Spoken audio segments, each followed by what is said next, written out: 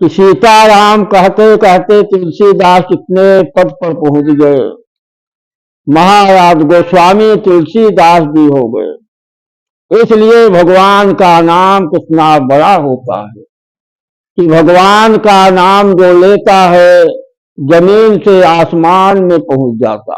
जय श्री राम, जय श्री राधे।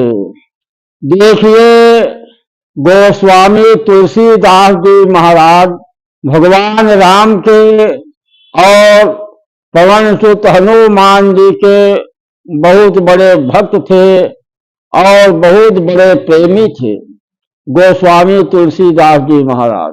तो भगवान का भजन करते थे और हनुमान जी का भी भजन करते थे। इस प्रकार तुलसीदास जी को आत्मज्ञान और ब्रह्म ज्ञान सब कुछ प्राप्त हो गया। एक बार गोस्वामी तुलसीदास जी महाराज सरयू तट पर उनकी कुटिया थी और वहीं भजन कर रहे थे। वहां के राजा का देहांत हो गया, उसकी मिट्टी जो है आ रही थी और राजा के मिट्टी के आगे उसकी रानी थी साथ में। गोस्वामी तुलसीदास महाराज जी कभी भी असत्य नहीं बोलते थे, तभी उनको भगवान की प्राप्ति हुई है। तो राजा की मिट्टी गोस्वामी तुलसीदास जी के सामने आई। उनकी रानी ने गोस्वामी तुलसीदास जी के पास जाकर दंडवत किया तो महाराज तुलसीदास जी ने उनको आशीर्वाद दिया कि सौभाग्यवती हो। तो रानी जी कहती है कि हे महाराज, हमारे पति की अर्थी जो है वह सामने आ रही है, आपने कैसा आशीर्वाद दे दिया। आप गोस्वामी तुलसीदास जी बड़े आश्चर्य में पड़ गए कि हमारा वचन कभी असत्य नहीं हुआ और यह असत्य भाषण कहां से आ गया। इतने में ही राजा की जो मिट्टी थी अर्थी सामने आ गई और तुलसीदास जी ने कहा कि हे रानी जी, अपने पति की अर्थी जो है यही हमारी कुटिया पर बाहर छोड़ करके आप लोग जितने लोग हैं मिट्टी माए हैं सब अपने अपने स्थान को चले जाए, घर को चले जाए और सुबह आकर के आप जो है अपने राजा को ले जाइएगा। तो रानी जी ने विचार किया कि गोस्वामी तुलसीदास जी जो करेंगे वो अच्छा ही करेंगे। ऐसा विचार कर सब लोगों से कहा कि आप लोग अपने अपने घर को चलो और अर्थी को यहीं पर छोड़ दीजिए। सारे लोग अपने अपने घर को चले गए। सबके जाने के बाद रात्रि में तुलसीदास जी ने विचार किया कि हमें क्या करना चाहिए। हमारा जो है वाक्य कभी खाली नहीं गया, यह कैसे निकल गया।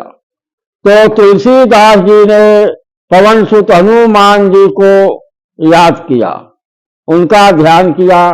हनुमान जी महाराज आए और तुलसीदास जी ने उनसे कहा कि ऐसी ऐसी घटना हुई है, अब हमारा सम्मान जो है आपके ऊपर है, हमारे सम्मान की रक्षा कीजिए। जो मैंने बात कह दिया कैसे आ गई जवाब में, आप उसकी रक्षा कीजिए। तो हनुमान जी ने कहा ठीक है, मैं जा रहा हूं। हनुमान जी वहां पहुंच गए जहां पर राजा साहब की आत्मा थी और वहां के जो मालिक थे उनसे कहने लगे यमराज से कि आत्मा यहाँ पर आई है, मैं उनको ले जाने के लिए यहाँ पर आया हूं। तो यमराज ने कहा कि हे हनुमान जी, इनकी आयु जो है राजा की पूरी हो चुकी है, अब यह यहाँ से नहीं जा सकते, इसका कोई भी उपाय नहीं है। तो पवन पुत्र हनुमान जी ने क्रोध में आ गए और बोले कि आप जो है किसी भी हालत में किसी भी तरह राजा की आत्मा को हमको दीजिए, नहीं तो मैं जो तुम्हारा जो है यह लोक है मैं इसको नष्ट कर दूंगा, यमपुरी जो है नष्ट कर दूंगा। तो यमराज ने कहा एक शर्त पर मैं राजा की आत्मा को दूंगा, वह शर्त यह है कि कोई भी व्यक्ति जितने दिन की आयु अपना राजा साहब को दे देंगे, उतने दिन के लिए मैं इनके प्राण को वापस कर दूंगा। हनुमान जी ने कहा ठीक है, मैं जा रहा हूं, तुलसीदास जी से कहकर जैसा कहेंगे वैसा आकर यहाँ कहूंगा। हनुमान जी पुनः तुलसीदास जी के पास आए और तुलसीदास जी से सारी बात कहा। तो तुलसीदास जी का तो सम्मान जो है फंसा हुआ था दांव पर। तुलसीदास जी ने कहा कि जाओ यमराज जी से कह दो कि हमारे आयु में से 10 वर्ष की आयु निकाल करके राजा को दे दे और जिंदा हो जाए। तो हनुमान जी पुनः यमराज के पास यमपुरी आए और यमराज से कहा कि तुलसीदास जी के आयु में से 10 वर्ष की आयु निकालकर राजा को दे दीजिए और जिंदा हो जाए। वहां यमराज ने राजा की जो आत्मा थी निकाल कर दिया, हनुमान जी लेकर आए, उसके शरीर में छोड़ दिया और राजा जो है उठकर बैठ गए। इतने में सुबह हो गई। तुलसीदास महाराज जी ने राजा से कहा कि आप जो है स्नान करिए और बैठकर पूजा पाठ करिए, अभी आपके परिजन लोग आ जाएंगे तो आपको वहां जाना पड़ेगा। राजा ने उठे और जाकर अपनी नित्य क्रिया किया, स्नान किया और पूजा करने लगे। सुबह हो गई, राजा के परिजन लोग आए और तुलसीदास जी महाराज से कहते हैं कि कहाँ गए राजा। तो महाराज जी ने कहा कि राजा जो है इस समय पूजा कर रहे हैं, 10 मिनट रुकिए, राजा साहब आएंगे।